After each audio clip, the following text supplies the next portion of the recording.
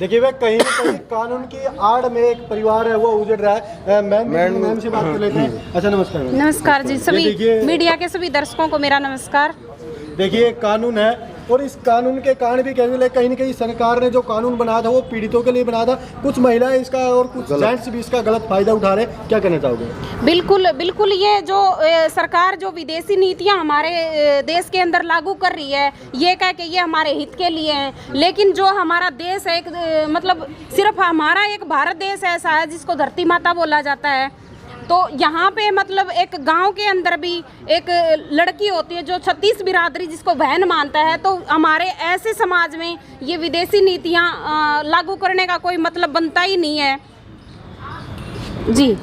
देखिए कहीं ना कहीं मैम माँ को है ना वो भगवान का दर्जा दिया जाता है और काफ़ी सारे मामले ऐसे सुने कि एक महिला 2 बच्चों को छोड़ के चलेगी, 1 बच्चों को छोड़ के चलेगी, 1 साल की लड़की को छोड़ के चलेगी, तो कहीं ना कहीं माँ की ममता भी है वो डाउन होती जा रही है। क्या कहना चाहोगे आप एक महिला हो? बिल्कुल, जो ये हमारे समाज के अंदर जो ये देश के अंदर लिव इन रिलेशनशिप का जो ये कानून चलाया गया है, इसकी वजह से मतलब जो ये औरतों का है, जो भी मतलब भाई ये काम करते हैं उनका डर बिल्कुल निकल चुका है। तो मेरा ये कहना है कि 90% औरतें ऐसा काम कर रही हैं, 10% है जिसमें से पुरुष पीड़ित है।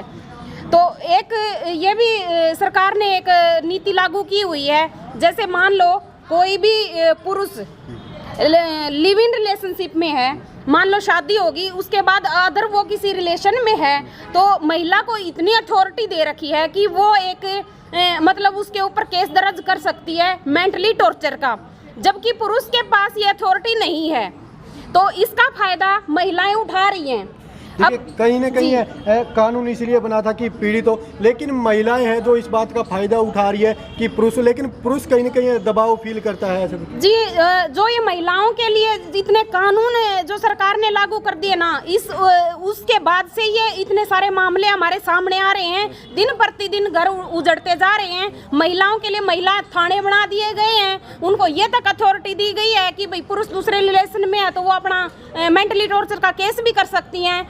लेकिन पुरुषों के लिए कोई भी ऐसी सुविधा सरकार ने नहीं दे रखी और महिला आयोग तक बने हैं। मेरी सरकार से ये अपील है कि जैसे महिला आयोग बने हैं वैसे जो ये पुरुष पीड़ित हैं बेचारे, मतलब दिन प्रतिदिन जो जिनके घर उजड़ते जा रहे हैं, जो बच्चे बिना माँ के होते जा रहे हैं, उनको देखकर इन पुरुषों के लिए भी आप कोई ऐसा कानून बनाया जाए कि जो बिना कोई एक कागज दिखा देते हैं कि हम लिव इन रिलेशनशिप में रह रहे हैं, जिसके साथ शादी किए, 7 फेरे लिए हैं और जिनके बच्चे पैदा किए हैं, उनका इतना अधिकार तक खत्म कर दिया गया है कि वो जिसके साथ रिलेशन में जाती है उसकी परमिशन के बगैर वो पति बेचारा बात तक नहीं कर सकता। इतना मजबूर इस कानून ने हमारा जो समाज है वो इतना मजबूर कर दिया गया है कि खुद अपनी पत्नी से वो बात तक नहीं कर सकता। आज जिसके साथ वो रिलेशनशिप में है उसके हाथ में सारी डोर सौंप दी गई है, उसकी मर्जी के बगैर आज कुछ नहीं हो सकता।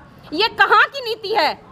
कहीं एक मैडम प्रशासन भी इस चीज़ में कुछ कर नहीं सकता क्योंकि सरकार ने कानून पास करा। अगर पीड़ित प्रशासन के पास जाता है तो वहाँ से आश्वासन नहीं मिलता है भाई वो लिव इन का सर्टिफिकेट है। और कहीं ना कहीं महिलाएं ये कहती कि पीड़ित है वो घर में समस्या थी तभी वो दूसरे आदमी के साथ रहे। आप एक भावना का लेडीज हो गया, एक भावना को समझ क्या अगर महिला दुखी होगी तो क्या दूसरे पुरुष के साथ ही? जी मेरा ये मानना है अगर मान लो किसी के बच्चे हो गए, ठीक है, अब किसी के साथ शादी होती है 2 महीने में, 3 महीने में, 6 महीने में पता लग जाता है ना आदमी कैसा है। तो उसके बाद आप अपने घर वालों से बात कर सकते हो कि मेरी इसके साथ नहीं बनेगी, वो ताकि वो आपकी दूसरी शादी करवा देंगे। फिर आप बच्चे तक पैदा कर देती हो, पता तो तभी चल जाता है, फिर आप बच्चे पैदा कर देती हो, उसके बावजूद आप ये कहते हो कि इसके अंदर ये कमी है वो कमी है। तो मैं ये कहती हूँ कि फिर बच्चे पैदा करने की क्या जरूरत है? जब उस आदमी के अंदर कमी है आपकी नहीं निभरी तो बच्चे पैदा मत करो ना आप। फिर मैं ये कहती हूँ कि हम नहीं कहते कोई भी औरत चाहे बच्चे होने के बाद भी वायलेंस कोई भी सहन करे। अगर आपके ऊपर वायलेंस हो रही है, कोई भी मार पिटाई आपके ऊपर हो रही है तो आप कानून का सहारा ले सकती हैं, बजाय अपने बच्चों को छोड़कर कहीं किसी दूसरे के साथ जा रही हैं। ये बहुत गलत है। आपके ऊपर मार पिटाई है, कोई हिंसा हो रही है, घर में आपके पति से नहीं बनती, तो सरकार ने आपके लिए कानून बनाए गए हैं, आप उस कानून का सहारा लो या फिर अपने परिवार वालों का सहारा लो। जी एक मैडम आज के जो मुद्दे चल रहे हैं दिन पे दिन में एक चीज़ देखी जा रही है लेडीज अपने अपने बारे में सोचती हैं, बिल्कुल है। ठीक है, ना अपने परिवार के बारे में ना बच्चों के बारे में। एक बार बताओ मैडम, जो वहाँ दुखी है जहाँ पर, वो बच्चे भी तो वहाँ पे हैं, वे भी तो दुखी हो सकते हैं, वो ओनली अपने अपने बारे में सोच सकते हैं। मैं पहले भी मैं बोल चुकी हूँ, अगर आपकी जिस परिवार में शादी हुई है, अगर आप खुश नहीं हो, आपके पति से खुश नहीं हो, आपकी सास से खुश नहीं हो, तो आप बच्चे पैदा मत करो। उन बच्चों को उस कसूर की सजा मत दो जो उन्होंने किया ही नहीं है। हमारा समाज है ना, ये बहुत दोगला समाज है, सबको पता है।